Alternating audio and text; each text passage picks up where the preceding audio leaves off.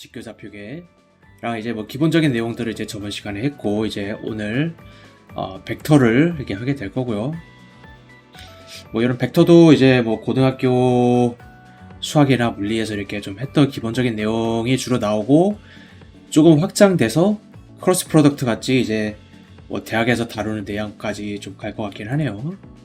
그래서 이제 뭐 수학에 나오는 개념인데, 이제 우리가 2차원 그리고 3차원 수학을 하기 위해서 이제 쓰는 이제 개념이고요. 그리고 벡터라는 거는 이제 두 가지 다른 의미를 지니고 있지만 서로 관련이 있고, 그리고 수학책은, 그리고 특히 선형대수에 관련된 수학책 같은 경우는 이제 좀 추상적인 정의에 집중을 하는 경향이 있고요.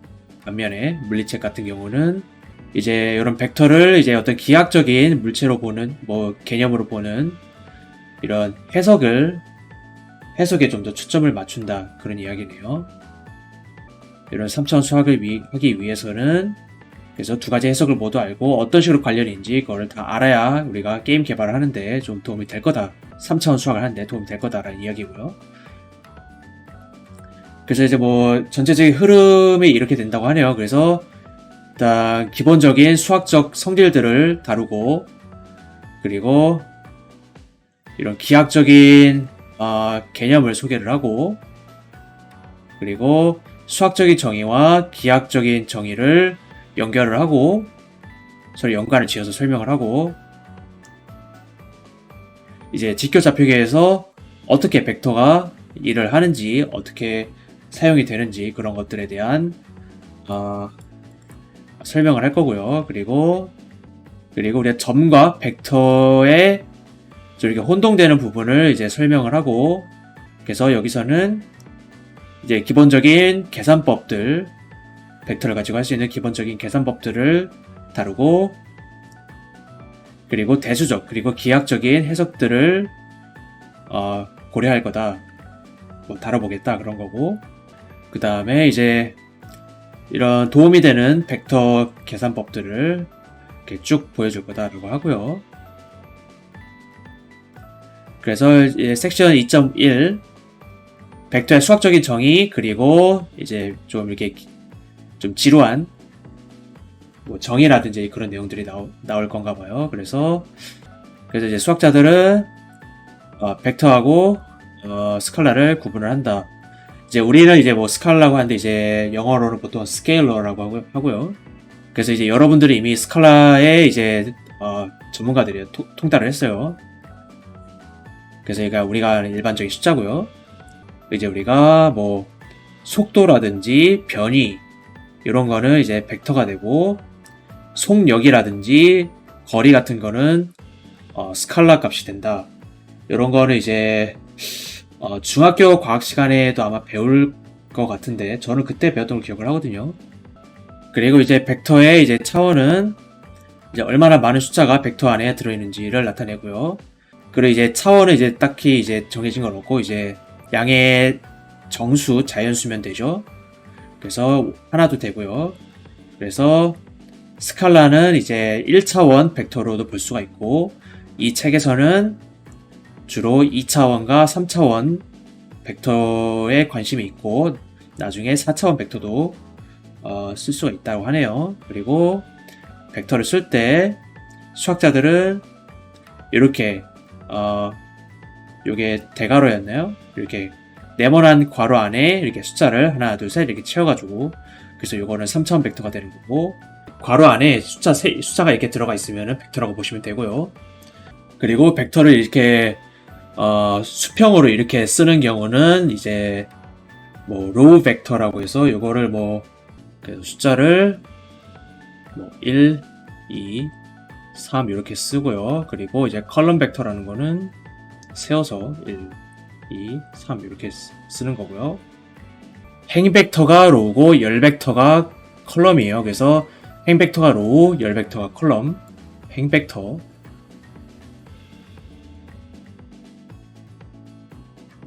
되는 거고,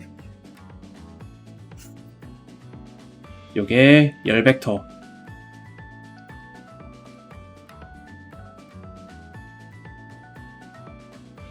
이게 열 벡터입니다. 요거의 구분은 일단 중요하지 않아요, 여기서는. 그치만 이제 섹션 4.1.7 여기가 뭐야, 이렇게 행렬 계산을 할 때 행렬의 곱해지는 이제 요런 벡터는 요렇게 맞춰야 돼요. 크기를 맞춰서. 이제 이때는 중요하지만 일단 여기 챕터 2에서는 구분을 하지 않는다고 할 것 같아요. 그리고 우리가 요 벡터의 각각의 이제 원소들을 이렇게 따져볼 수가 있는데, 이제 요 미첨자를 써서 쓰기도 하고요. 그리고 그래서 V1이라고 하면은 이제 V라는 벡터의 첫 번째 이제 원소를 나타내고, 그리고 이제 벡터를 쓸 때 여기 이렇게 볼드하고 이렇게 볼드체를 이렇게 해놨죠. 그래서 이런 텍스트 같은 거 할 때 벡터 우리가 쓸 때 보통 이렇게 위에 V를 얹는데, 이제 뭐 물리하거나 이제 좀 그런 거 귀찮아하는 사람들은 이제 이게 볼드라고 해가지고 진하게, 그러니까 이제 책 같은 거를 보면 이제 진하게 표시를 해요. 이렇게 진하게. 우리가 보통 연필로 쓸 때는 이렇게 진하게 일일이 막 칠해야 되잖아요. 귀찮잖아요. 이렇게. 그래서 사람들이 그냥 이렇게 쓰고서 볼드체라고 얘기도 해요. 이렇게 많이 쓰기도 하고. 그래서 요것도 벡터, 요것도 벡터, 요것도 벡터고요. 그래서 좀 이렇게 명확하게 쓰려면은 이렇게 문자 위에 화살표를 이렇게 얹어주는 게 좋고요. 저는 웬만하면 요거를 쓸 거예요. 요게 가장 명확하기 때문에. 요 벡터라는 게 이제 원소로 이루어져 있어요. 그래서 아까 벡터 이렇게 숫자로 돼 있죠. 숫자, 뭐 저는 보통 이렇게 쓰는 걸 선호하는데, 어떤 숫자가 그냥 3개가 들어있다고 하면은 보통 이렇게 써요. V1, V2, V3 해가지고 요게 벡터 V의 첫 번째 원소, 이게 두 번째 원소, 이게 세 번째 원소가 되고요. 그래서 요거는 3차원 벡터죠. 3차원 벡터. 그리고 이제 요걸로 따지면은 1, 2, 3이 돼서 V1이 1이 되고, V2가 2가 되고, V3가 3이 되는 그런 행렬이 되고요. 요 위에 벡터 같은 경우는 2차원, 뭐 이 책에서는 이제 뭐 주로 이렇게 쓰겠다는 거네요. 벡터가 있으면은 2차원인 경우는 이제 보통 X, Y로 표시를 하고, 3차원인 경우는 X, Y, Z로 이렇게 표현을 하겠다.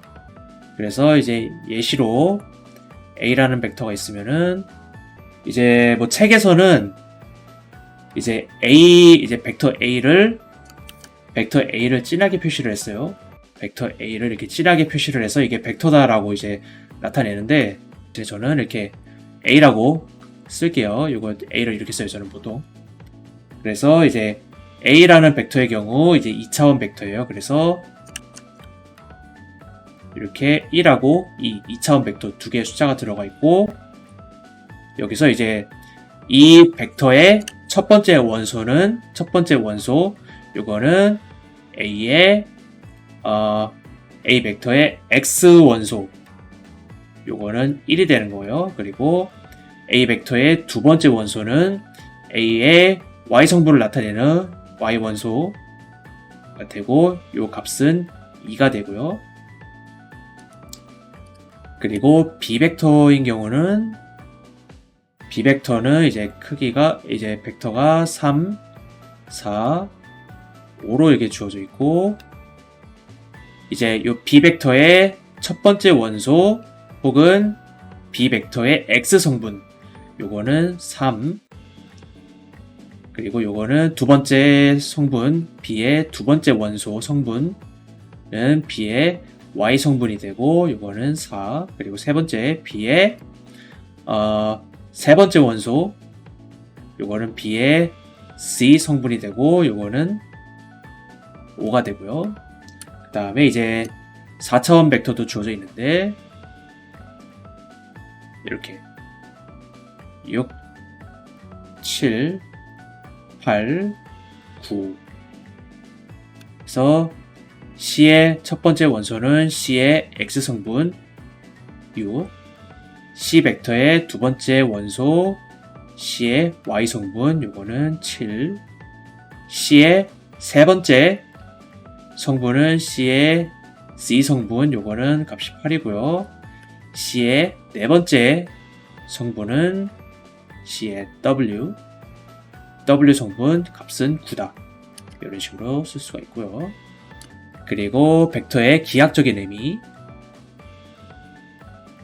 그래서 이제 위에 나온 거는 이제 수학적인 의미고 이제 기하학적인 의미를 보자라는 거예요. 그래서 기하학적으로 벡터는 이제 어떤 선이에요. 어떤 선. 그리고 아까 얘기했듯이 크기랑 방향을 가지는 선이다. 그래서 이제 크기는 벡터의 길이가 되는 거고 음이 아닌 길이를 갖는다라는 거고요. 그리고 방향을 가지고 있어서 이게 어느 방향을 가리키는지를 나타내요. 벡터 크기와 방향을 가지는 양이고요. 이제 우리가 뭐 벡터 알고 있죠? 이미 뒤에 설명을 하겠지만 이렇게 있으면은 이 벡터의 길이, 이 화살표의 길이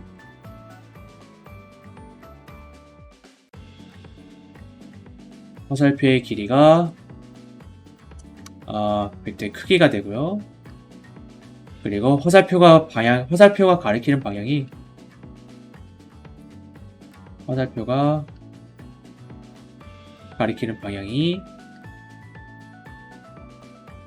벡터의 방향이 될 거고요.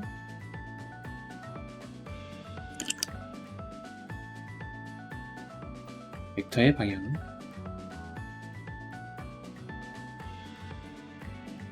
그리고 요 크기는 음수가 아닌 모든 실수인데 0이거나 뭐 양수예요. 양수. 화살표를 이렇게 그리죠. 화살표를 그려서 우리가 이제 벡터를 이제 시각적으로 나타내는 이제 거의 기본적인 방법이 되고요. 그리고 이제 요 크기랑 방향을 우리가 화살표를 통해서 알 수가 있고요. 이제 요 뾰족한 게 당연히 머리겠죠. 뾰족한 게 벡터의 머리. 그리고 요 끝에 아무것도 없는 게 벡터의 꼬리가 될 거고요. 그리고 이제 그 다음에 나오는 질문이 그럼 이 벡터 어디 있는 거야? 벡터 어디 있는 거야? 라는데 이제 뭐 이렇게 벡터는 위치를 가지고 있지 않고 오직 크기와 방향만을 가지고 있다라는 거예요. 그래서 말도 안 돼 보이지만 우리가 이제 알고 있는 많은 것들이 크기와 방향을 가지고 있지만 위치는 가지고 있지 않다라고 얘기를 하고요. 그래서 벡터 크기 방향은 가지고 있지만 위치는 가지고 있지 않아요. 그래서 이게 말이 안 돼 보이지만 말이 된다라는 거예요. 그래서 예를 들어서 변이 같은 경우 앞으로 세 발자국 걸어. 우리가 생각을 해보면은 뭐 사실 위치는 상관없죠. 우리가 그냥 서 있는 데서 가면 되는 거고요. 그리고 뭐 저기 서 있는 사람한테 야, 너 앞으로 세 발자국 가. 그러면은 그냥 그 사람 위치에서 앞으로 세 발자국 가면 되는 거고요. 그리고 또 다른 사람한테 너 거기서 너 그냥 앞으로 세 발자국 가 하면은 그 사람도 그 자리에서 앞으로 세 발자국 가면 되는 거니까요. 그래서 제가 세 발자국 가든지 다른 사람이 앞으로 세 발자국 가든지 위치는 상관없고 요 앞으로 세 발자국 간다. 앞으로 방향이고 세 발자국 가라. 크기. 그래서 벡터 하는데 위치는 상관없고 요 방향이랑 크기만 중요하다 라는 예시를 든 것 같네요. 그래서 요게 뭐 위치에 대해서 얘기를 하는 것 같지만 이제 위치가 어디 있는지는 얘기를 안 하고 이런 상대적인 변이, 상대적인 위치 변화에 대해서만 얘기를 하고 있어요. 그래서 세 발자국 어디로? 앞으로. 이 두 가지 정보만 내포를 하고 있고요. 그리고 속도 같은 경우는 이제 나는 북동쪽으로 시속 50마일로 가고 있다. 요것도 이제 크기가 주어져 있고 방향이 주어져 있고요. 그렇지만 위치에 대한 정보는 포함하고 있지 않다. 북동쪽으로 시속 50마일. 그러면 이제 북동쪽이 이 벡터의 방향이 되는 거고, 시속 50마일이 이 벡터의 속도 벡터의 크기가 되는 거고요. 그리고 위치는 말을 안 해줬어요. 그렇지만 이 두 가지 정보만으로도 우리가 이 벡터를 표현을 할 수가 있고요.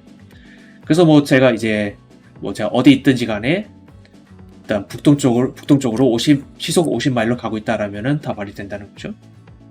뭐 서울에서 북동쪽으로 이렇게 가든지, 부산은 좀 그렇다. 뭐 광주에서 북동쪽으로 시속 50마일로 간다든지, 일단 위치 정보를 포함을 안 하고 있고요, 벡터가. 그리고 이제 변이랑 속도는 거리와 속력과는 다른 개념이라는 거예요. 그래서 이제 이런 경우에는 이제 이 스칼라 값이 사실은 이 벡터의 크기에 해당을 한다라는 거예요. 그래서 이제 변이 같은 경우 변이 벡터의 크기가 이제 거리가 되는 거고요. 요 크기라는 게 거리. 속도 같은 경우는 이제 요 속도의 크기가 속력이 되는 거고요. 반대로 생각을 하면은 거리에다가 방향을 이렇게 주면은 그게 변이 벡터가 되는 거고, 그리고 우리가 시속 50마일로 가고 있다. 그러면 그냥 속력인데 거기다가 우리가 북동쪽으로 가고 있다라는 정보를 더해주면은 벡터가 되는 거죠. 크기랑 방향이 되는 거니까요. 그래서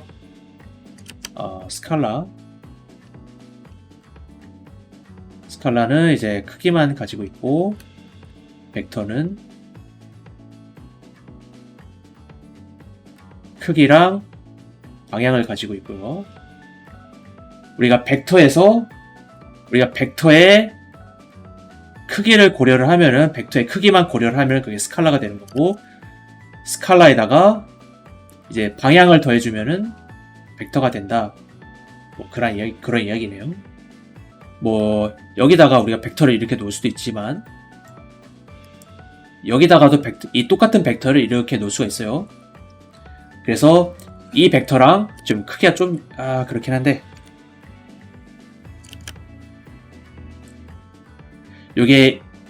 이 벡터는 요거를 벡터 1이라고 하고 v1이라고, 요거를 이제 벡터 2라고 하면은 벡터 1하고 벡터 2는 다른 위치에 있지만 벡터에서 위치가 중요하지 않아요. 위치는 중요하지 않아요. 위치 정보 포함을 하지 않고 있기 때문에 v1과 v2 두 벡터는 사실 같은 벡터고요. 같은 벡터. 둘은 사실 같은 벡터다. 우리가 요거를 이제 이런 식으로 평행 이동을 할 수가 있다라는 거예요. 그래서 벡터의 위치는 이제 엿장수 마음대로는 아니고, 이제 뭐 문맥에 따라서 이렇게 잘 맞춰주면 되고요. 이제 2.3